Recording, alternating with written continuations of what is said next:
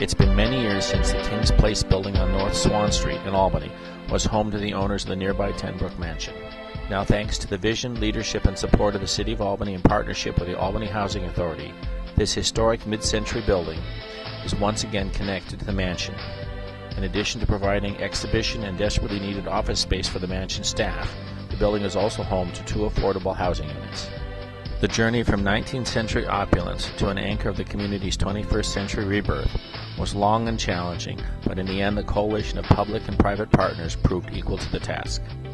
It was a very dark time for the city and that street in particular because there was a small drug cartel that had taken over the entire street, and there was also violence. There were people who were being shot and killed every other week, it seemed. There was a crisis. The King's Place building was the epicenter of that crisis. It was the home of the drug dealer. And so the federal government swooped in and arrested him and took that property under the RICO statute, which really freed it up and allowed us to really get around to rehabbing it and putting it back into productive use. Now restored and remodeled, the building is home to residents who enjoy the fully renovated apartments and all the neighborhood has to offer. We go through an incredible amount of work and effort to make sure that when you move into an apartment at Albany Housing Authority, it may not have all the fanciest bells and whistles, but you can tell that somebody worked really hard to get this apartment ready for you. And I think that over a period of time, people may have moved in which they were underemployed, but they have certainly done better by living in an environment where they can hold their head up and proud of having coming and going each day and having family and friends over. They told me about the apartment. They said, we have an apartment down on Swan Street. And I'm like, oh, Swan Street? No. But he said, go look at the apartment and see if you like it. And if you like it, you can move in.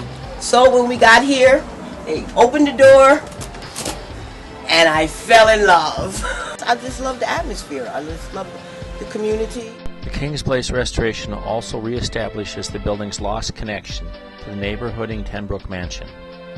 In partnership with the mansion's owner, the Albany Historic Association, the Albany Housing Authority is connecting North Swan Street and Arbor Hill to the rest of the city and beyond. And in the process, the community is reconnecting to a unique treasure. We've always had a tradition of really trying to be a part of the community, a part of the neighborhood especially. And Tenbrook Mansion, while it's beautiful and it has beautiful gardens, it is sort of fenced in and not as accessible as this property is, and so it was really exciting for us to have the space and be able to do more with the community.